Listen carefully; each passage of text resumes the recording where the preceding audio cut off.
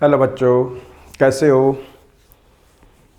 आज का जो हमारा टॉपिक है बेटा, वो हमारा डिस्पर्सन से आगे चैप्टर आता है जिसका नाम है ऑप्टिकल इंस्ट्रूमेंट्स, जिसमें हम पढ़ेंगे माइक्रोस्कोप्स के बारे में, टेलीस्कोप्स के बारे में और आई के बारे में। ठीक है पुत्र। और यहाँ हमारा मेन मकसद जो है वो रे डायग्राम बनाना ज़रूरी है। अगर अच्छा डायग्राम बना पाए हम तो किसी तरह की कोई दिक्कत नहीं है। उसके बाद उसके लिए जो नेसेसरी एक्सप्रेशंस होते हैं वो बड़े इजीली डेराइव हो जाएंगे और कुछ बातों को आपने समझना बहुत ज़रूरी है। ठीक है बेटा। तो आज हम जो पहले टॉपिक डिस्कस करेंगे ऑप्टिकल इंस्ट्रूमेंट के अंदर, वो है माइक्रोस्कोप। ठीक है। यहाँ दो तरह के माइक्रोस्कोप होते हैं बेटा, एक सिंपल माइक्रोस्कोप और एक कंपाउंड माइक्रोस्कोप। तो उनके बारे में हम डिस्कस करते हैं, ज़्यादा टाइम ना लगाते हुए कम to the topic.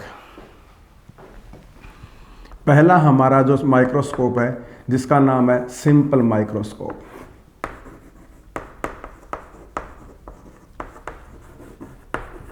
Simple microscope, जिसको हम हिंदी में सूक्ष्मदर्शी बोलते हैं, छोटी चीज़ों को बड़ा। माइक्रोस्कोप मीन्स, अभी समझना इसको, माइक्रो और स्कोप।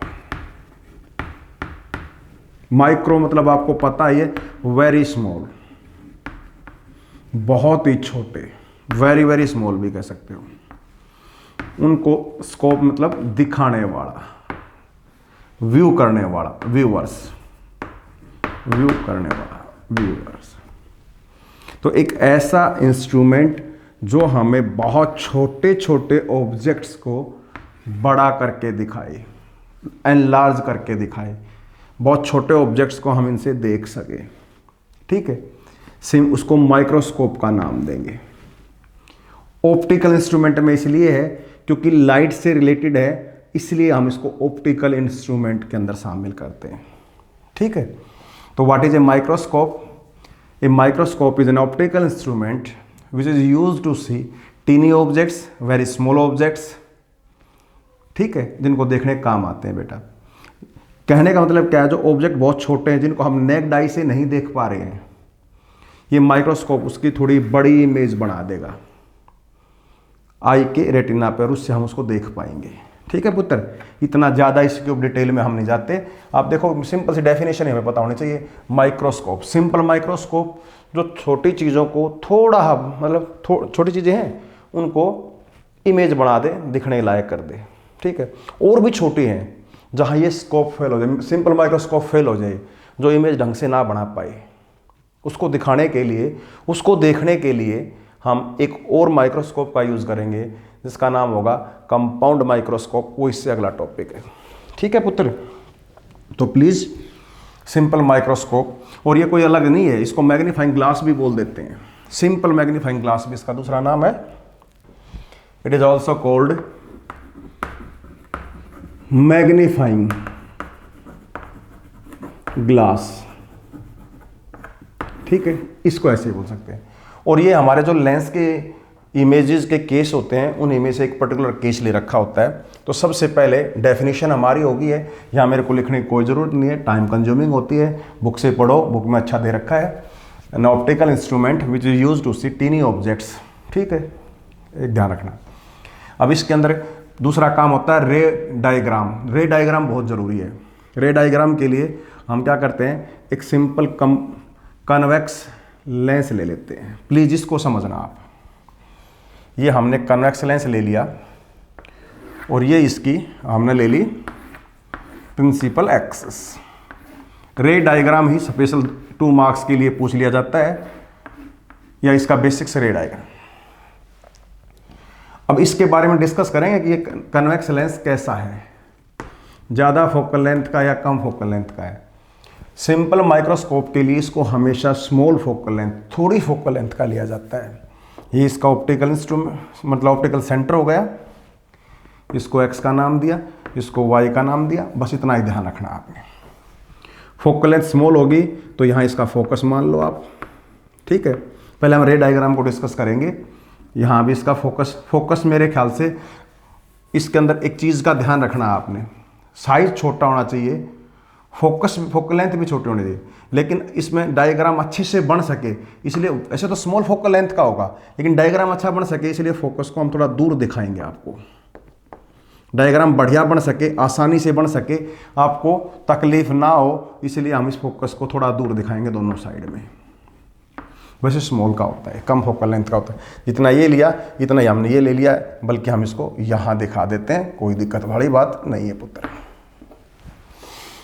अब सुनो, जो हमारे इसके लेंस के केस होते थे उसमें एक सबसे लास्ट में एक लेंस का केस लेते थे जिसमें ऑब्जेक्ट को फोकस और ऑप्टिकल सेंटर के बीच में लेते थे, इन दोनों के कहीं यहाँ।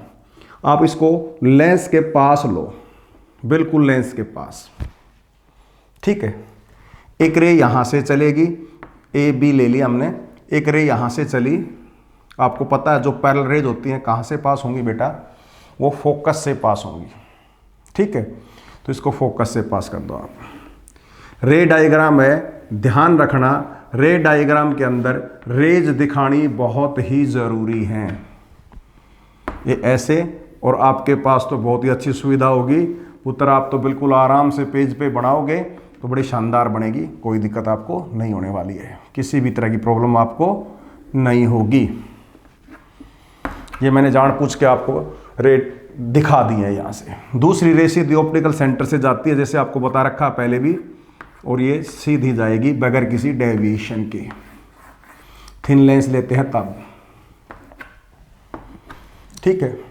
क्या फायदा रहेगा, इस फोकस को जब आप दूर लोगे तो ये वाली ऐसे दूर हो जाएगी, नज़दीक लोगे तो ये ऐसे, दोनों ऑलमोस्ट पैरेलल हो जाएंगे, तो फिर इधर मिलानी हमें मुश्किल हो जाएगी, और जो आपका पेज होगा उस पर ये नहीं मिल पाएंगी, फिर आपको प्रॉब्लम आएगी, फिर आप इसको बार बार में कट करोगे जो कि अच्छा नहीं लगेगा। तो इसलिए पहली बार में फिगर बनानी है, लेंस लो, फोकस को थोड़ा दूर मानना, ऑब्जेक्ट को पास में लेना, एक रे सीधी कहाँ से, लेंस से पैरेलल में आएगी, फोकस से पास हो जाएगी, एक सीधी ऑप्टिकल सेंटर से जाने दो। ये दोनों रे इधर कभी नहीं मिलने वाली, तो इनको हम बैकवर्ड डायरेक्शन में प्रोसीड कर देंगे, बढ़ा देंगे। ये बैकवर्ड डायरेक्शन में बढ़ाओ इसको, बेटर ये रहेगा, इसको ऐसे बढ़ा दो। अब आप देखोगे तो कितना फ़ायदा होगा हमारे को कि यहाँ जैसे इनको बढ़ाया, बढ़ाते ये यहीं मिल गई। अगर ये पैरेलल से हो जाती तो ये कहीं पता नहीं कहाँ जाके मिलती। इसलिए पुत्र थोड़ा ध्यान रखना, थोड़ी ही चीज़ों को अच्छा करो आपकी। और ये बैकवर्ड डायरेक्शन में है तो इनको डॉटेड बनाना आपका काम है, लाइट बनाना या अलग कलर से बना देगा, क्योंकि रे गई एक्चुअल में तो उधर है। ये बन गई इसकी इमेज, सीधी बनेगी और साइज में बड़ी बनी है, ध्यान दोगे तो, और ये हमें साफ दिखेगी। यहां इसको हम वी का नाम देते हैं, वी ऑब्जेक्ट मतलब इमेज का, और ये हमारा यू था, ठीक है। ये ध्यान रखना आपने। अब एक काम करते हैं, कई बार ये क्या होता है कि फोकस यहाँ दिखा रखा हमने, ये इमेज इसके यहाँ भी बन जाती है, कोई दिक्कत नहीं, आप बना दो, क्योंकि इमेज जो है वो हमारे रेटिना में बनेगी, बड़ी बनेगी, हमें बड़ी दिखेगी, इससे कोई दिक्कत नहीं बनती। बस आपको अच्छी लगे, सुंदर लगे, इसलिए हमने फोकस को दूर ले लिया। फोकस नज़दीक रखते तो ये थोड़ी दूर बन जाती और बड़ी बन जाती, ठीक है। ये ध्यान रखना आपने। तो रे डायग्राम समझ में आया आपको, कैसे बनाया हमने? बड़े अच्छे से आपने पहले रे डायग्राम बनाना चाहिए। एक तो यही आता है इसमें 2 नंबर के लिए, 2 मार्क्स के लिए पूछा जाता है अलग अलग बोर्ड में। यही था कि मेक ए लेबल्ड ले डायग्राम, तो कन्वेक्स लेंस होगा, ये दे रखा। और इधर से हम देखेंगे, इधर से कहीं से देखेंगे, तो इसके लिए आपने आपके यहाँ आई बना रखी होती है, तो आप भी बना सकते हो, कोई दिक्कत वाली बात इसमें नहीं होनी चाहिए बेटा, ठीक है। तो हमें ये बड़ी दिखाई देगी, इतना ऑब्जेक्ट कितनी बड़ी दिखाई दे रही है, और पास लेते तो और बड़ी दिखाई देती है, ठीक है। अब इसमें जो सबसे ज़रूरी चीज़ आती है उसको डिस्कस करते हैं, magnifying power.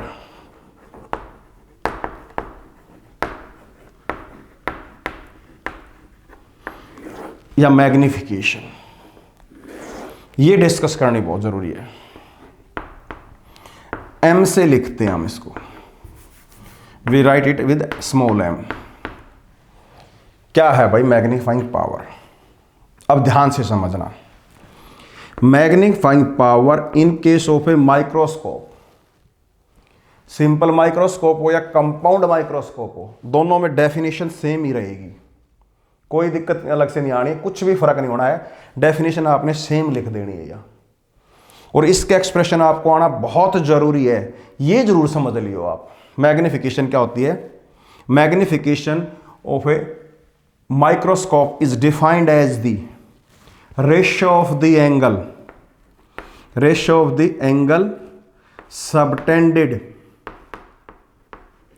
subtended at eye by image eye to the angle subtended by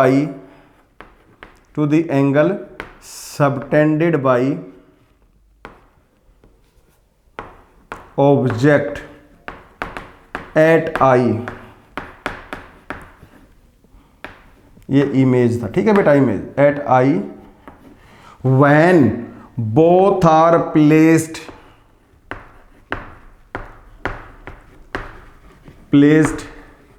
at least distance of distinct vision, least distance of distinct vision।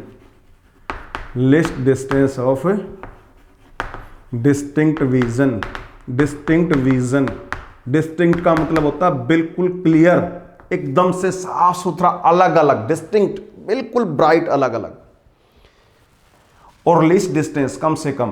कभी आपने नोट करके देखा हो तो जैसे हमारे आईज के देखने की बात करते हैं, किसी भी चीज़ को लो, मैंने इसको ले लिया, यहाँ देखा बिल्कुल क्लियर दिख रही है, जैसे पास लेते जाएंगे तो ये हमारे पास साइज में तो बड़ा हो जाएगा, ये बड़ा दिखना शुरू हो जाएगा हमें, लेकिन हमें इसको क्लियर नहीं देख पाएंगे, ठीक है।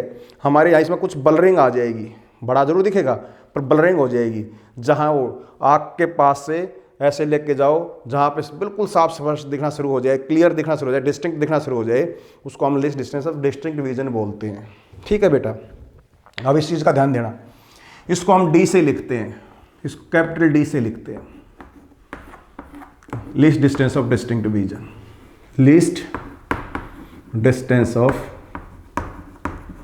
Distinct vision. प्लीज इसका बड़ा ध्यान रखना आपने।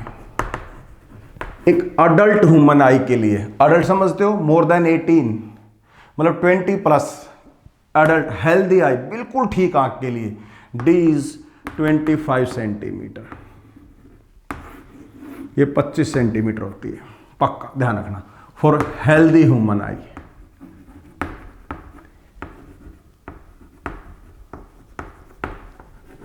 और वो भी कैसी? हेल्दी अडल्ट ह्यूमन आई, अडल्ट के लिए। चिल्ड्रंस के लिए ये 10 सेंटीमीटर तक भी हो जाती है, उनको 10 सेंटीमीटर तक भी दिख जाता है, 10-12 तक दिखता है। और जैसे जैसे एज बढ़ेगी वैसे वैसे ये डिस्टेंस बढ़ती जाएगी, दूर से दिखना शुरू हो सकता है, ठीक है, चेंज होनी शुरू हो जाएगी। बस हेल्दी आई के लिए इसको हम 25 सेंटीमीटर लेके चलेंगे, ठीक है। अब ध्यान से सुनो क्या लिखा हुआ था। फिर से आते हैं मैग्नीफाइंग पावर पे। Magnifying power in case of a microscope is defined as the angle subtended at eye by image to the angle subtended at object by object when both are placed at least distance of distinct vision. ये आपने definition लिखनी है words में, उसके बाद फिर आपने ऐसे लिख देना है। और इसमें हम इनको ऐसे लिखते हैं, m is equal to beta upon alpha. Beta जो है वो एंगल बना रखा है इमेज ने आई पर, और अल्फा जो है वो एंगल बना रखा है ऑब्जेक्ट ने आई पर।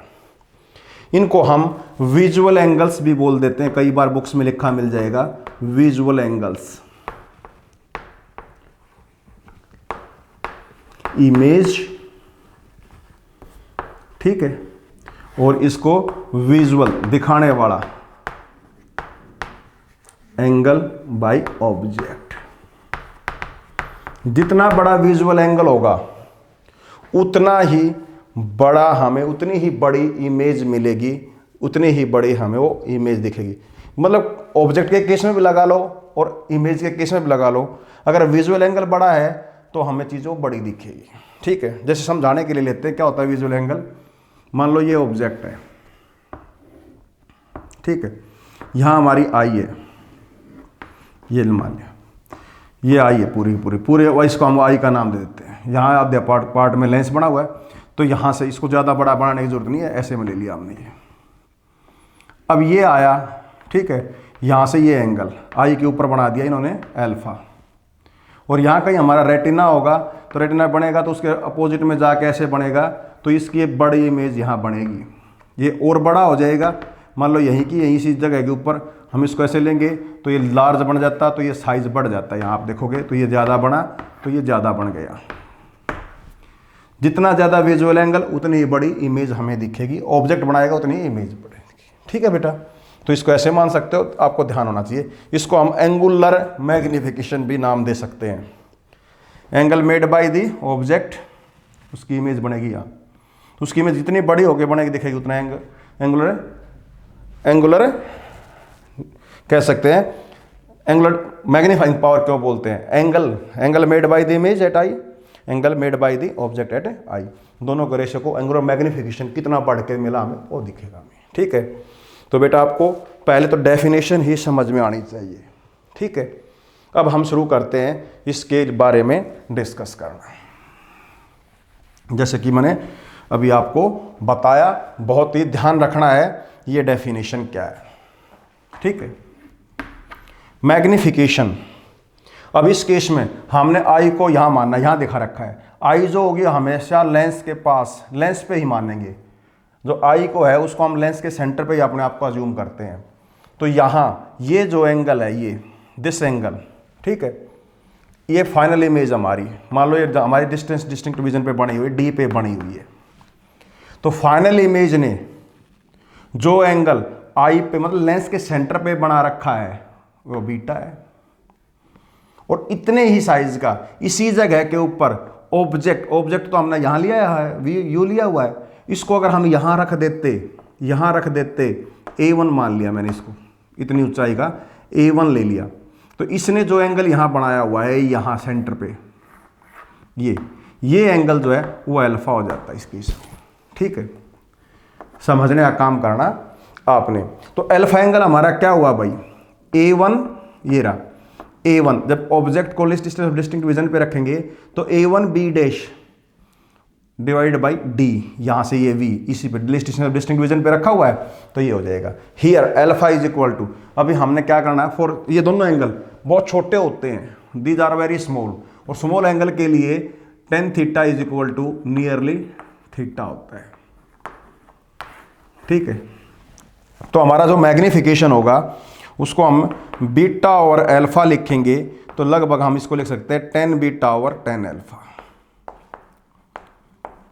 ठीक है, अब इस ट्रायंगल में आ जाओ A1 B डैश C, क्योंकि हमने ऑब्जेक्ट को कहाँ रखना है? List distance of distinct vision पे, तो इसके बराबर का साइज लेके यहाँ रख के जो एंगल बना वो हमारा अल्फा होगा। हमने अल्फा यही लेना है हमेशा, list distance of distinct vision पे रख के ऑब्जेक्ट को जो एंगल बनेगा वो लेना है। तो alpha is equal to 10 alpha nearly, यहाँ और क्या होगा इसके बराबर होगा, इस ट्रायंगल में आ जाओ A1 B dash C in triangle A1 B dash C, alpha is equal 10 alpha, और किसके बराबर होगा ये? A1 B dash divided by क्या है, यहां से यहां तक की है C B डैश। अगर इसको रखेंगे तो अल्फा जो हमारा हो जाएगा वो 10 अल्फा के बराबर, तो यहाँ किसके बराबर होगा भाई? यहाँ से बताओ अब आप किसके इक्वल का होगा? यहाँ से देख के ये ए बी डैश, ये तो लगभग किसके बराबर है? जितना ये उतना ये ए बी है, तो इसको ए बी ले लो आप, ए बी, और यहाँ लिख देंगे C B dash at least distance of distinct vision, इधर है ये, इधर इस साइड में, तो इसको हम नाम देंगे -D। ठीक है, ऐसे ले लिया, इक्वेशन 1 का नाम दे दो इसको आप। ठीक है पुत्र, प्लीज बड़े ध्यान से समझना, और ये फिक्स है, D फिक्स होती है, साइज फिक्स होता है, अल्फा हमेशा फिक्स रहेगा किसी भी चीज के लिए। ठीक है, अब जो लेंस यूज करेंगे उसके हिसाब से डिस्टेंस ऑफ डिस्टिंक्ट विजन पे जो इमेज बनेगी इसकी, जहां भी ऑब्जेक्ट हमने ले रखा उससे उसकी इमेज बनेगी, उसका साइज और चेक करते हैं। इन ट्रायंगल अब ये ले लो ABC, इससे भी अल्फा बनेगा ये, और A डैश B डैश इससे भी अल्फा बनेगा ये। अब आपने यहां से देखना है, ठीक है, एंगल दोनों बराबर हैं, सिमिलर ट्रायंगल से ही, कॉमन है, ये 90 है, ये 90, तो जो इसमें एंगल बनेगा वो इसी के साथ बनेगा। तो मर्जी आपकी है, बढ़िया क्या रहेगा इस केस में, हम इसको ले लेते हैं ये, ठीक है बेटा, इसको ले लेते हैं। In triangle ABC tan beta is equal to beta बराबर है, क्या होगा भाई, ये ले लो u, sorry this one, this size tan में ये आएगा AB ओवर ये साइड CB, ठीक है। AB को तो AB रहने दो और CB को लिख देंगे u। इस केस में हम इसको u माना हुआ है, इसको u ही मान लो आप चाहो तो। ये हो गया हमारा tan beta is equal to, tan beta is equal to beta ले लिया हमने, tan बीटा ये इमेज का एंगल है। प्लीज ध्यान देना, इस ट्रायंगल से tan बीटा बन गया है तो इसी से ले लिया हमने, इससे भी बनेगा, ठीक है, इससे भी वही आएगा tan बीटा। जैसे हमने साइज के बराबर लिया तो इसके बराबर ले लिया ताकि वहां हमें फायदा हो जाए। जब उनको दोनों को रेशो लेंगे तो AB से AB कट जाएगा और सीधा हमारे पास आ जाएगा। इस केस में जो मैग्निफिकेशन है, इन दिस केस नाउ दोनों की वैल्यू पुट करो आप इसमें, M वाले केस में यहां पुट कर दो, तो M इज इक्वल टू क्या होगा, बीटा ओवर अल्फा, ये बीटा है, ठीक है। तो बीटा की वैल्यू ये रही AB over minus U divide by ये अल्फा की वैल्यू है AB over minus D, sign करने से AB से AB कैंसिल, ये ऊपर आ गया तो हमारे पास आ गया D ओवर U। ये मैग्निफिकेशन हो गया भाई टेलीस्कोप में, सॉरी इसके अंदर माइक्रोस्कोप में, सिंपल माइक्रोस्कोप में ये आ गया। यहां तक अगर आप बात समझ गए हो तो फिर आगे का केस हम इसमें लेते हैं, ठीक है। ये आपने ध्यान रखना है। अब इसके जो दो केस बनेंगे उन दोनों केसों को हम डिस्कस करेंगे, ठीक है। यहां तक सब क्लियर है आपको। अब उसी पे आते हैं बेटा, मैं यहां से इसको हटाने लग रहा हूं, मिटा देता हूं यहां से मैग्नीफाइंग पावर को, और हम उनके स्पेशल केस डिस्कस करते हैं। देखो ये हमारे पास आ गया। अब now there are two cases, case one, case one when image is formed at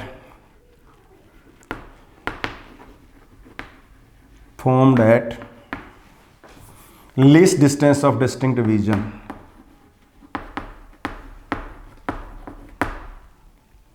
distinct vision।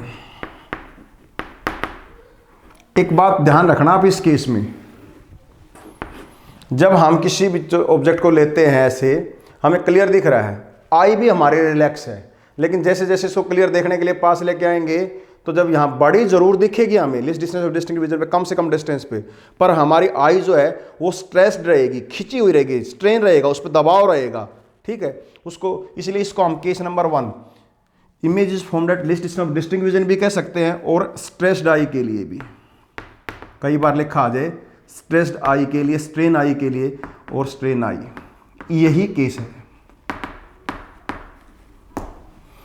ठीक है। ये होगा, इसके लिए मैग्निफिकेशन निकालना चाहते हैं।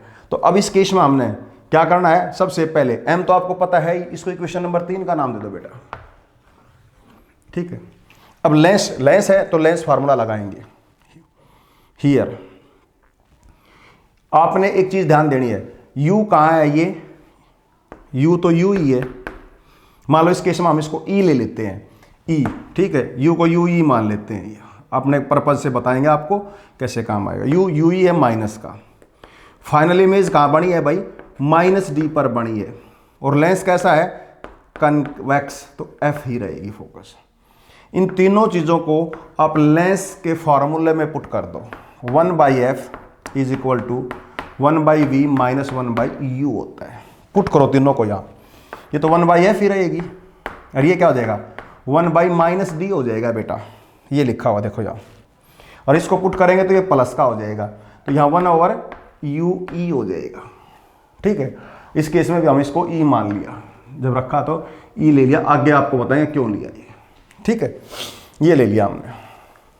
अब यहां से क्या करते हैं पुत्र, इस चीज को, अब हमारे पास वहां क्या है, 1/UE की वैल्यू यहां से निकाल लो, ठीक है, तो इसको इधर ले आओ, 1/f प्लस में 1/d बराबर है 1/ue। ये जो वैल्यू है इस वैल्यू को आप यहां रख दो m में, putting this in m, putting in equation 3 में रखो। तो m इज इक्वल टू क्या हो जाएगा, d/1/ue है ये तो, ठीक है। इसको d और 1/ue कितना है, ये रहा, ठीक है। तो इसको लिख दें हम 1 प्लस d प्लस में 1/f, ठीक है। d को अंदर मल्टीप्लाई करो तो m इज इक्वल टू कितना होगा, d अंदर गया 1 रहेगा, ये प्लस में d/f। ये हमारे इस केस में मैग्निफिकेशन आ गया है, मैग्नीफाइंग पावर आ गई है जब फाइनल इमेज कहाँ बनी हुई है, list distance of distinct vision पर बनी हुई है। ठीक है बेटा, समझ में आया आपको। ये दूसरा जो केस है अब उसको लेते हैं हम। कुछ नहीं करना हमने, दोनों केस में बताना कहाँ इमेज बनेगी, ये कंडीशन पुट करनी है दोनों ही केस में। ठीक है, तो यहाँ तक आपको समझ में आ गया। ये मैग्निफिकेशन कब आया है, जब फाइनल इमेज कहाँ बनी है, list distance of distinct vision पे। ठीक है, list distance of distinct vision और लिख देते हैं, यहाँ विजन नहीं लिखा होता तो विजन पे ये लिखा हुआ है यहाँ, सॉरी डिस्टिंक्ट विजन पे। ठीक है, चलो बेटा केस नंबर 2 पे आते हैं। मैं इसको मिटा रहा हूँ अब यहाँ से। केस नंबर 2 नॉर्मल एडजस्टमेंट बोलते हैं, नॉर्मल एडजस्टमेंट। अब यहाँ से मैंने इसको हटा दिया। फॉर नॉर्मल एडजस्टमेंट, जब फाइनल इमेज इनफिनिटी पे बने, नॉर्मल एडजस्टमेंट, इसको हम नॉर्मल एडजस्टमेंट बोलते हैं। When final image at infinity is at infinity, infinity पे बन जाए हमारी। ठीक है, इन्फिनिटी पे बने तब की बात है। तो आप एक काम करते हैं, इसको रिलैक्स्ड आई बोलते हैं, और रिलैक्स्ड आई केस, रिलैक्स्ड आई केस। इस केस में मैग्निफिकेशन जो है वो कम से कम होगा। ठीक है, ज्यादा नहीं होगा, सबसे कम होगा, रिलैक्स्ड आई केस। अब इसके अंदर हमने ये कंडीशन फिर पुट करनी है। कंडीशन पुट करेंगे तो u को तो u ही लेंगे, पर d जो अब की बार v है वो लिस्ट डिस्टेंस डिस्टिंक्ट विजन में इन्फिनिटी पे बनेगी, f को f ही लेंगे। फिर इस फार्मूले में रख दो 1/f is equal to 1/v minus 1/u। तो यहाँ रखो तो 1/f ही रह जाएगा, ये 1/∞ 0 हो जाएगा, ये माइनस 1/-ue हो जाएगा। तो 1/f किसके बराबर हो गया भाई, 1/ue के बराबर होगा यहाँ से। ठीक है, और अब इस केस को इक्वेशन नंबर 3 इसमें पुट कर दो। ठीक है, putting in 3, putting in equation 3 में पुट करो। जैसे ही 3 में पुट करेंगे तो आपको पता है m is equal to d/1 ue। तो ue किसके बराबर, 1/f। तो यहां से लिख देंगे d/f, यहां से दोनों बराबर, f बराबर है ue आ गया यहां से। ठीक है, तो यहां इसमें लिख देंगे f के बराबर। तो m is equal to d/f हो जाएगा। ये किस केस में आ गया, for normal adjustment when the final image formed at infinity. तो 2 केस बने, ये list distance of distinct division का केस था, ये नॉर्मल एडजस्टमेंट का केस है जहां रिलैक्स्ड आई के लिए है, बिल्कुल आराम से देख सके उसके लिए। इसमें मैग्निफिकेशन d/f ही होता है, इसमें मैग्निफिकेशन 1 + d/f ही होता है। यहां मैक्सिमम डिस्प्लेसमेंट होगा, यहां मिनिमम डिस्प्लेसमेंट होगा, सॉरी मैग्निफिकेशन होगा। ठीक है, सॉरी बेटा, यहां मैक्सिमम मैग्निफिकेशन होगा, यहां मिनिमम मैग्निफिकेशन होगा। ठीक है, कोई आपसे पूछ ले किस केस में ज्यादा मैग्निफिकेशन होता है, तो नाम देना इन case of list distance of distinct vision के केस में मैक्सिमम डिस्प्लेसमेंट मतलब सॉरी मैग्निफिकेशन होगा, और जहां नॉर्मल केस है उस केस में मिनिमम मैग्निफिकेशन होगा। दोनों का फर्क ये है। ठीक है, इसमें ये 1 हट जाएगा तो नॉर्मल एडजस्टमेंट वाला केस हो जाएगा। ठीक है बेटा, ये ध्यान रखना। अब देखो क्यों, अगर हमने मैग्निफिकेशन ज्यादा चाहिए, ये केस हो या ये केस हो, दोनों ही केस में m ज्यादा कब होगा, d फिक्स है, 1 भी फिक्स है, d भी फिक्स है, ये तो फिक्स रहेंगे, इनका कोई चेंज होना ही नहीं। अब f पे डिपेंड करेगा, जितनी फोकल लेंथ कम लोगे इसकी उतना ही m ज़्यादा होगा, इसमें उससे भी ज़्यादा हो क्या आ जाएगा ये। ठीक है, एक ऐड और हो गया। तो समझ आया यानी for a simple microscope the lens, convex lens जो यूज करें that should have small focal length. यहां से आपको दिखने लग रहा है।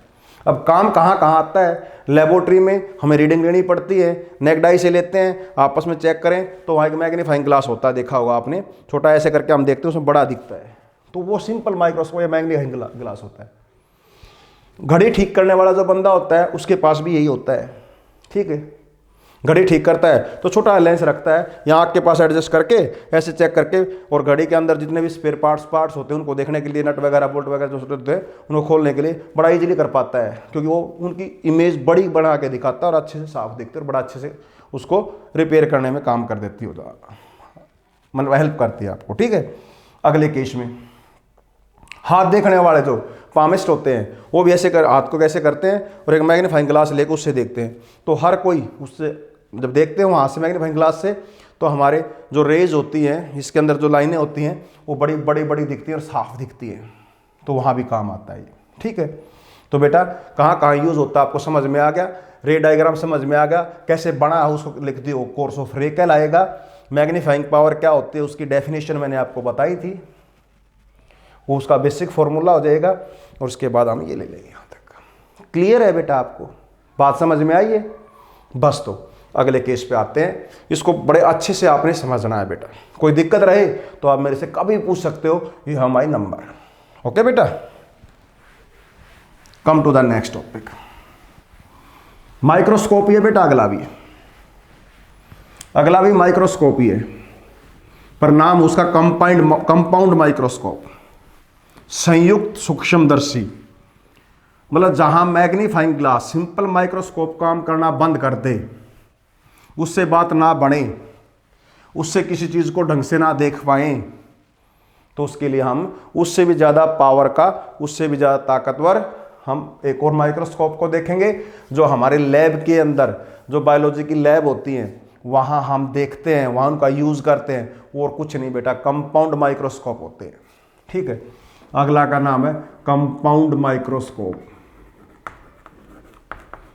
टाइम देना पड़ेगा बेटा, समझना पड़ेगा, शुरुआत में टाइम लगता है पुत्र। कंपाउंड माइक्रोस्कोप, अब यहां थोड़ी ही चीज आपने ध्यान रखनी है।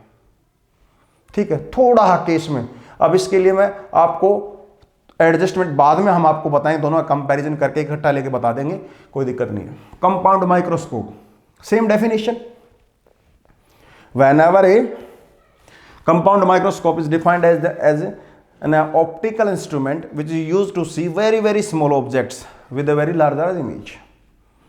भाई बहुत छोटे ऑब्जेक्ट की बड़ी अच्छी इमेज बना देता है, उसका ऑप्टिकल इंस्ट्रूमेंट का क्या नाम होता है? Compound microscope. इसकी मैग्नीफाइंग पावर उससे भी कहीं ज़्यादा होता है सिंपल माइक्रोस्कोप से। अब फिर यहाँ इसका जो रे डायग्राम बनाना ना, वो बड़ा ध्यान देना है आपने। कंपाउंड के अंदर मतलब एक से ज़्यादा लेंस होंगे। माइक्रोस्कोप है, माइक्रो छोटी चीज़ को बड़ा करके दिखाने वाला, बस ये ध्यान दे लेना। अगर ये ध्यान नहीं देते हो तो गड़बड़ हो जाएगी। या पहला लेंस छोटे साइज का लेना है, बस। ठीक है, पहला लेंस छोटे साइज का और दूसरा लेंस बड़े साइज का लेना है। ये इसमें जरूर ध्यान रखना है आपने। Second lens is of large aperture, size मतलब अपर्चर, ये चीज ध्यान में रखनी है। जानबूझ के मैंने उसको दूर लिया है। रे डायग्राम में कोई कोताही नहीं होनी चाहिए हमारी तरफ से, किसी भी तरह की जल्दबाजी या कोई भी फालतू की बातें नहीं होनी चाहिए। ये ऑब्जेक्ट की तरफ रहेगा, इसलिए इसको ऑब्जेक्टिव लेंस बोलेंगे।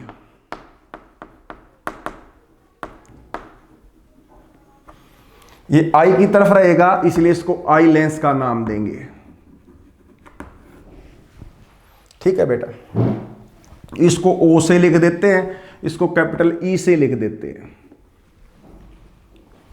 अब यहां से इसका C1 मान लिया हमने, इसको C2 ले लिया हमने। ठीक है, अब इसका जो फोकल लेंथ होगा, अभी आपको बताएंगे इस केस में भी हम, इसकी फोकल लेंथ FO होगी, उसकी FE होगी। अब हमने यहाँ कहीं फोकस मान लिया, यहाँ कहीं ऑब्जेक्ट को ले लिया, ये इसका फोकस है FO। ऐसे यहाँ भी हमने FO ले लिया। रे डायग्राम बड़े प्यार से बढ़िया तरीके से, रे चली parallel to the principal axis, जो पैरेलल जाती है प्रिंसिपल एक्सिस से वो फोकस से पास होती है भाई, फोकस से पास होकर इधर जाएगी ऐसे। प्लीज ध्यान देना, रे डायग्राम में रेज साथ साथ दिखानी बहुत ही जरूरी है। दूसरी जो होगी वो इसके यहां कह सकते हैं हम, पर एक बात का और ध्यान देना बेटा, यहां प्लीज थोड़ा ध्यान देना, इस फोकस को थोड़ा आप इसके पास रखना, यहां ध्यान देना इस चीज के ऊपर। मैंने थोड़ा ध्यान नहीं दिया, F और 2F, तो 2F से दूर बने, F यहां ले लिया, 2F यहां, तो कोई नहीं, थोड़ा फर्क पड़ जाता है। एक बार फिर से हम इसको दोबारा बनाते हैं, क्योंकि थोड़ी बड़ी इमेज बनानी है तो हम इसको ऐसे कैसे ये ले लेते हैं। थोड़ा ध्यान देना, दूर मानना है, थोड़ा पास ले लो, थोड़ा पास ले लो, बस ज्यादा दूर नहीं लेने की जरूरत। ये आई parallel to the rays same as it is, यहां ये इसमें से पास हुई और ये चली गई इधर। रे डायग्राम ऐसे कैसे, दूसरी ऑप्टिकल सेंटर से पास होगी, रे दिखानी है तो रे जरूर दिखनी चाहिए आपको, ये सीधी। जब ये जाएगी तो इसको ऐसे जाने दो, ये यहां पहुंची। रे डायग्राम है बिल्कुल, AB नाम दिया इसका हमने, यहां से इसकी डिस्टेंस को, ऑब्जेक्ट की डिस्टेंस है तो ऑब्जेक्टिव लेंस के लिए तो UO का नाम देंगे। यहां से ये फोकल लेंथ है, यहां से क्या ये FO हो जाएगी, focal length of objective lens.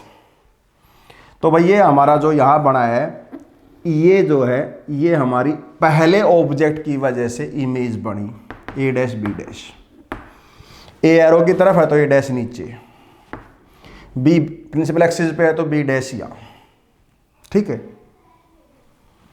ये बन गई भाई हमारी, इसने थोड़ी बड़ी इमेज बना के दिखाई। अब ये आई लेंस इसकी और बड़ी इमेज बना के दिखाएगा, तो जो हमारी फाइनल इमेज होगी वो इसके कंपैरिजन में कहीं ज़्यादा बड़ी होगी है, इसलिए इसका नाम कंपाउंड माइक्रोस्कोप है, ठीक है। प्लीज़ बेटा इस चीज़ का ध्यान देना, ठीक है। अब हम इस केस में जो आपको बताया जाता है list distance of distinct division का एक केस ले लेते हैं, इसका जो भाई उसी तरह से फोकस को दूर मानना, FE आई लेंस है तो FE। अब पहले की इमेज, इसकी जो इमेज बनी है ये इस दूसरे के लिए ऑब्जेक्ट का काम करेगी, तो दिस इज UE, जो हमने वहां E लिया था ना, UE इसलिए E लिया था क्योंकि आई लेंस के लिए E लिया था पहले केस में, ठीक है। फिर वैसे ही एक ray parallel to the principal axis आएगी, फोकस से पास हो जाएगी, ये गई फोकस से, ठीक है। दूसरी रे सीधी ऑप्टिकल सेंटर से पास हो जाएगी, इस साइड में इन रेज के मिलने के कोई चांस नहीं है, no chance in this case, ये कहीं जाके मिलेंगी। तो इसकी जो इमेज बनेगी वो उधर नहीं बनेगी, इसको हम बैकवर्ड डायरेक्शन में ऐसे बढ़ाएंगे, ये बढ़ा दिया हमने, प्लीज ध्यान देना भाई, ठीक है। और ये डॉटेड आप पेंसिल से बनाओगे तो you have the same advantage. और यहां कहीं हमें मिलेगी ये वाली फाइनल इमेज, और ये हो जाएगी A', B', ठीक है बेटा, A', B'। और यहां कहीं से हम देखेंगे आई इधर होगी हमारी, ऐसे बना सकते हैं। और ये जो इमेज बनी फाइनल हमारी, अगर बढ़िया तरीके से बन गई है तो इसको बांधेंगे V, ये list distance of distinct division पे। अगर ये इन्फिनिटी पे बनती तो हमारा फिर होता है ये क्या, फिर कह सकते थे हम इसको नॉर्मल एडजस्टमेंट का केस। तो बेटा पहले आपको एक चीज समझ में आई, बताओ आपको एक बात समझ में आई या नहीं, कि हमारे पास ये जो बनी हुई है फाइनल इमेज, रे डायग्राम बनाना आया या नहीं, ये बताओ। रे डायग्राम सबसे जरूरी है, रे डायग्राम बन गया तो फिर उसके बाद कोई दिक्कत ही नहीं है। तो कंपाउंड सबसे जरूरी बात, टीचर जब भी चेक करेगा कंपाउंड माइक्रोस्कोप का तो लेंस को देखेगा। पहला लेंस ऑब्जेक्टिव स्मॉल साइज का, ये लार्ज साइज का, और यहीं दे रखा माइक्रोस्कोप छोटे से बड़ा दिखाए तो उसे सब पहले छोटा लेंस फिर बड़ा लेंस ले लेंगे बस, और कुछ नहीं, एग्जैक्टली सेम, कोई फर्क नहीं पड़ता। ये वाला केस पहले की इमेज बनने के बाद ये दूसरे की, पहले की इमेज दूसरे का ऑब्जेक्ट का, ये तो same as it is compound micro sorry simple microscope as it is, बिल्कुल कुछ फर्क नहीं, सिंपल माइक्रोस्कोप वाला एज इट इज लिख देंगे। तो आपको समझ में आ गया बेटा रे डायग्राम। अब सुनो, डेफिनेशन वही मैग्नीफाइंग पावर की, बीटा और अल्फा।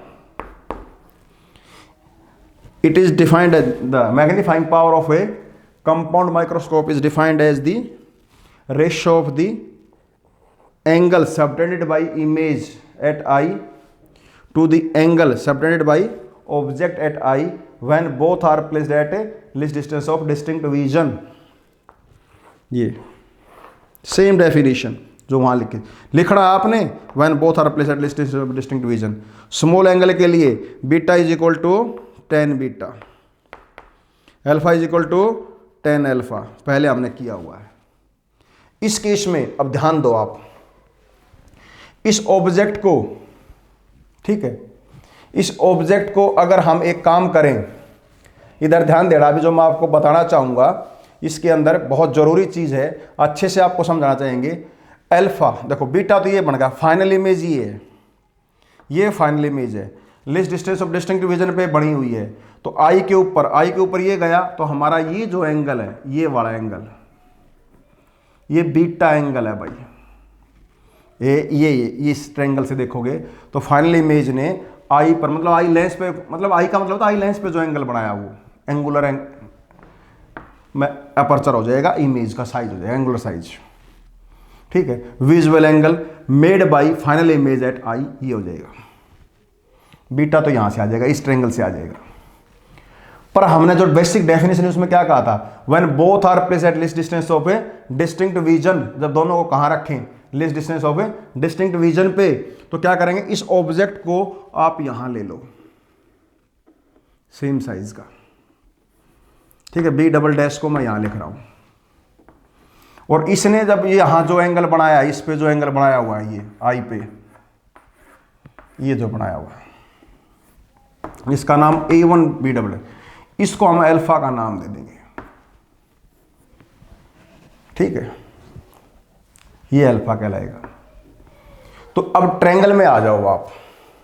नाउ मैं यहां लिख रहा हूं बेटा, नाउ इन ट्रायंगल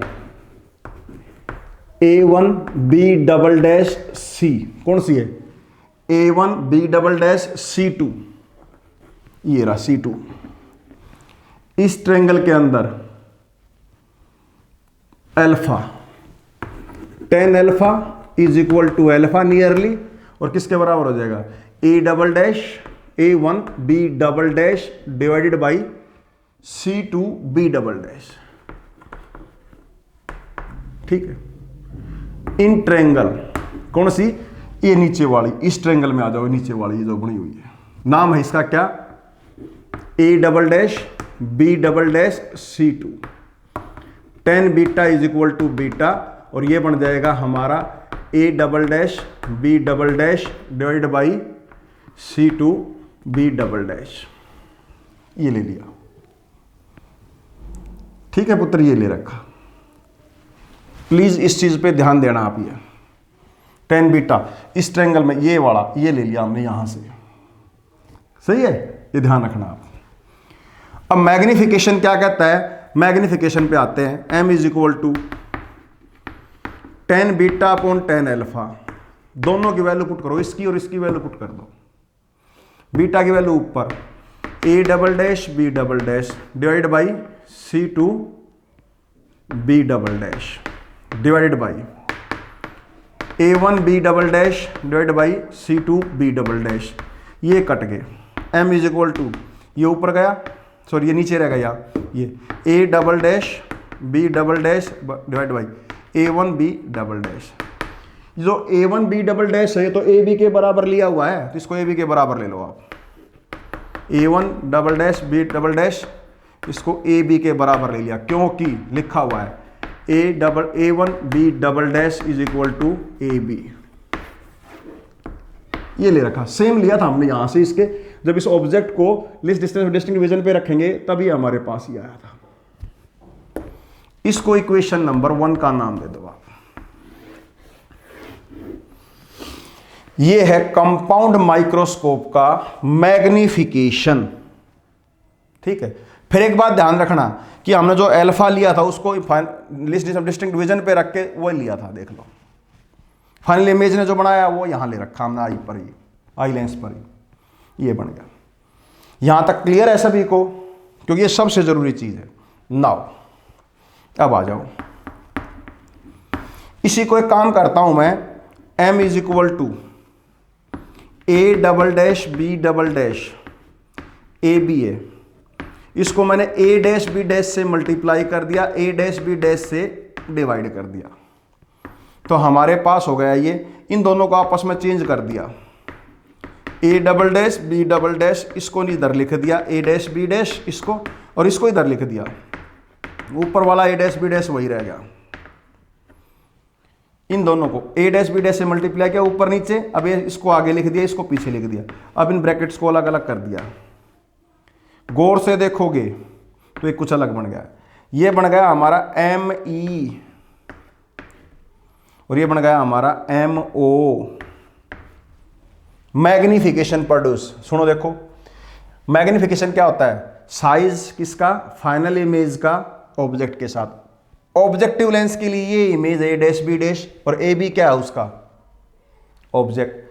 तो इमेज के साइज बटे ऑब्जेक्ट का साइज ये रहा।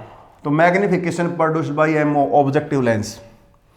पहले की इमेज A-B- दूसरे के ऑब्जेक्ट का काम कर रही है, तो आई लेंस के लिए ये ऑब्जेक्ट है, और फाइनल इमेज हमारी ये A-B- तो फाइनल इमेज क्या हुई? A डबल डैश बटे B double dash is equal to object A-B। ये रहा, ये magnification produced by eye lens. तो बेटा कंपाउंड माइक्रोस्कोप के अंदर जो मैग्निफिकेशन टोटल होगा वो ऑब्जेक्टिव लेंस के magnification multiplied by eye lens का मैग्निफिकेशन के बराबर होगा। ठीक है, ये चीज आपने ध्यान रखनी है। अब आ जाओ, इस ट्रायंगल के अंदर आना, एक बार जरूरत पड़ेगी। यहां से इसको हटा दे बेटा, अब थोड़ा बड़ा आर्टिकल जरूर है, मुश्किल बिल्कुल भी नहीं है। अब देखो, इस ट्रायंगल में आओ, ये रही ABC इन ट्रायंगल, ठीक है, ABC1 एंड ये ट्रायंगल A-B-C1। एक तो ये ट्रायंगल ये वाली, और एक ये ट्रायंगल बड़े वाली इधर वाली। ध्यान से देखोगे तो दोनों अपोजिट वर्टिकल एंगल्स 90, तीसरा एंगल भी बराबर हो जाएगा, सिमिलर होगी। सिमिलर ट्रायंगल्स के अंदर क्या होता है? इन सिमिलर ट्रायंगल्स लिख देता हूं मैं, इन सिमिलर ट्रायंगल्स, यही लिख देता हूं मैं, ट्रायंगल्स। ठीक है, कोरस्पॉन्डिंग साइड्स का रेशियो बराबर होगा किसके? इस साइड के, इस ट्रायंगल की A-B- के डिवाइड बाई AB। ये साइड ली तो हम ये साइड लेंगे, अब यहां से ये लेंगे तो CB', C1B', और ये हो जाएगा CB। गौर से देखोगे तो ये होगा MO, और यहां से देखोगे तो यहां से ये C1B', C1B' ये रही, तो ये पहले की VO होगी भाई, VO, तो ये VO होगी प्लस की, और ये इधर है तो माइनस की UO होगी, क्योंकि C1B' VO होती है और CB is equal to minus UO होगी। ये दोनों वैल्यू हमने यहां रख दी। और ये वाला केस जो हमारा, इसका हमने पहले किया हुआ है। इस केस में इसमें लेके चलेंगे तो ये ट्रायंगल हमारी होगी यहां से ये, ठीक है, D/U ही हो जाएगी। अगर चाहो तो निकालना इसमें ले सकते हो आप, सिमिलर ट्रायंगल्स लोगे तो ये ट्रायंगल है ना, इन सिमिलर ट्रायंगल्स कौन कौन सी हैं, A double dash B double dash C2, A double dash B double dash C2 और A dash B dash C2। अब ये इसके side A double dash B double dash बटे A dash B dash is equal to ये सारी C2 B dash B double dash और ये हो जाएगा C2 ये रहा B डैश। अब ये माइनस डी हो गया है और ये गौर से देखोगे, यहाँ से देखोगे तो यहाँ से क्या बन गया भैया, 12 है, ये एम ई हो गया है। और यहाँ से देखोगे तो ये हमारे पास बन गया, अब गौर से देखने पर आपको पता लगेगा ये माइनस डी और ये हमारा हो गया है यू ई, माइनस यू ई, इस साइड माइनस ही हो गए दोनों इसके लिए, तो ये आएगा हमारा डी बटे यू ई, ये बन गया यू। ये वाला और ये वाला दोनों वैल्यू आ गई हमारी। अब वहाँ मैग्निफिकेशन में लिख दो आप, ठीक है। अब मैग्निफिकेशन में हम उसको लिख रहे हैं और यहाँ से हमारा इसका पूरा पार्ट अब यहाँ कर देंगे। प्लीज़ बेटा, बड़ा पार्ट बनाया मैंने पर अच्छा बनाया आपके लिए। m is equal to, M O की वैल्यू ये रही, V O minus you E, you O sorry you O minus का ईस की जगह रख दिया। एम ई किसके बराबर, D by U E, D over U ई, ठीक है। ये दूसरा, ये मैग्निफिकेशन होगा कंपाउंड लेंस का, मैग्नीफाइंग पावर होगी, ठीक है। अब वो दोनों स्पेशल केस ले लो आप, दोनों स्पेशल केस में वैल्यू पुट कर दो जो हमने सिंपल माइक्रोस्कोप में रखे थे। Case 1 for least distance of distinct vision,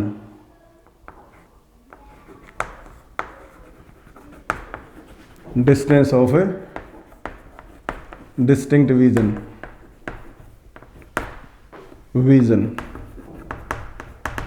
और स्ट्रेन आई केस, स्ट्रेन या stressed eye case, strain eye के लिए फाइनल इमेज कहां बननी चाहिए, least distance of distinct vision पे, तो हम लिखेंगे U E should be at a, sorry V E, U बराबर है यू ई, वी बराबर है माइनस डी, एफ बराबर है एफ ई। और अब इसको आई लेंस वाले केस पे लगा दो आप, लगा देते हैं हम। 1 बाई एफ ई बराबर है 1 बाई वी, वी की जगह माइनस डी और यहाँ माइनस 1 बाई यू ई, तो इधर ही है तो माइनस ही लेंगे इसको भी, माइनस यू ई, तो ये इधर आ जाएगा 1 प्लस एफ ई प्लस में 1 upon D is equal to 1 by U E. और इसके केस में, इस केस में 1 बाई यू ई की जगह रख दो, m is equal to v o by minus you E, you O sorry you o, और ये हो जाएगा d, इसको 1 बाई यू ई है तो ये लिख देंगे 1 बाई यू ई की वैल्यू क्या हो जाएगी 1 by D plus 1 by F E. इस वैल्यू को अंदर मल्टीप्लाई करो तो हमारे पास m आ जाएगा V O minus you O into अंदर क्या था 1 plus D over F E, ठीक है। समझ आया बेटा ये? अब यहां से और समझो, इस केस को आगे और लेते हैं। यहां से इसको मिटा रहा हूं मैं भाई ये, ठीक है। अब देखो केस 1 में हमारे पास जो आया वो आया m is equal to v O minus you e 1 plus d बटे f e, least distance of distinct vision में। तो ये कहीं सीधा भी लेके आ सकते थे आप यहां से, इसको आप यहां सीधा भी लेके आ सकते थे, ये वाला आई लेंस की वजह से है। और कंपाउंड में ये पीछे पीछे जो बनता है ये इधर इधर का, ये सिंपल माइक्रोस्कोप वाला केस रख दो, list distance of distinct vision, जो कि होता है 1 प्लस डी और एफ ई, ठीक है। एक बात, फॉर सेकंड केस, अगर हम सेकंड केस के लिए लेके चलें, for second case, for case second. तो फाइनल इमेज कहां बनेगी? Normal case, second case, normal case. Normal case में आते हैं। Final image is at infinity, image is at infinity. Relaxed eye के केस में तो हम u को क्या लेंगे? ue, v को क्या लेंगे? इन्फिनिटी, f को क्या लेंगे? fe। तो हमारे पास क्या बन जाएगा? लेस फार्मूले में लगाओ, 1 over F is equal to 1 over infinity minus, इसको माइनस लेंगे क्योंकि ये इधर है, इधर ये माइनस लेंगे, माइनस यू ई, तो माइनस यू ई, और यहाँ से हमारे पास आ गया 1 over F E is equal to 1 over U E, और ये वाली वैल्यू 1 ओवर यू ई की वैल्यू, 1 ओवर यू ई की वैल्यू यहाँ रख दो, मतलब यू ई बराबर एफ ही होगा ना यहाँ से। तो किसके बराबर बन गया ये? m is equal to v O minus you o, और ये हो जाएगा d ओवर एफ ई। ये नॉर्मल केस का, ये पहले केस का, ये दूसरे केस का मैग्निफिकेशन। मैग्निफिकेशन फिर उसी तरह से list distance of discrimination case में ज़्यादा होगा और इस केस में कम होगा। ठीक है। एक बात बड़े मज़े की ध्यान रखनी है आपने, नॉर्मल एडजस्ट केस के अंदर जो एफ ई है यू ई के बराबर, मतलब पहले का जो इमेज है दूसरे के फोकस पे आएगी तभी तो इन्फिनिटी बनेगी। तो यहाँ से ये जो वैल्यू बनी हुई है, ध्यान देना, ये इसकी लेंथ कितनी हो जाएगी दोनों इस केस में? ये एफ ई के बराबर और ये हो जाएगी V O, length of the tube, इसको लेंथ ऑफ द माइक्रोस्कोप बोलते हैं, V O plus F E. ठीक है। पर एक बात और रखो, मैंने आपको शुरू में बात में बताया, जैसे जितना ये u ऑब्जेक्ट के पास होगा, ठीक है, उतनी इमेज कहाँ बनेगी? दूसरी साइड में बनेगी, लेंस के पास बनेगी। ठीक है, बात समझ में आई या नहीं? जितनी लेंस के पास बनेगी तो मतलब उतनी इन दोनों के लेंस के बीच की डिस्टेंस L के नज़दीक हो जाएगा। ठीक है, प्लीज़ इस केस को समझना। When the object is very close to focus, the image made by the first objective lens will be at the lens I lens के ऊपर ही बन जाएगी।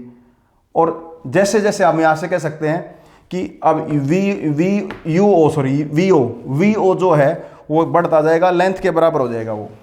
ठीक है, तो जब हम यहाँ लिख सकते हैं इस केस में, किसी भी केस में, दोनों ही केस में, when, यहाँ लिख रहा हूँ बेटा मैं, u is nearly infinity, sorry focus FO, then VO is nearly L, और इन दोनों की वैल्यू अब यहाँ इन दोनों केस, इस केस में रख दो, इसमें या इसमें किसी एक में रख दो, उसमें रख देते चलो। m इज इक्वल टू क्या हो जाएगा? L over FO 1 plus D over FE।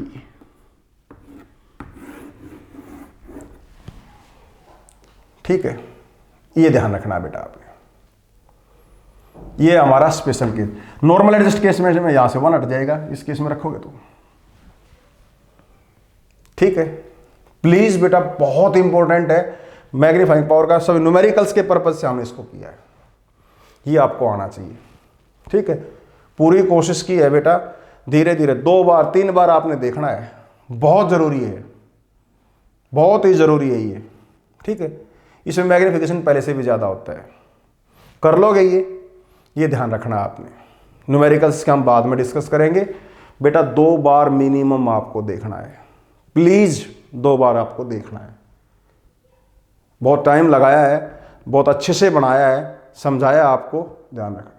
अब इसमें एक चीज और देखो, इसमें इसकी फोकल लेंथ तो कम होनी है, इसकी फोकल लेंथ भी कम रखनी है।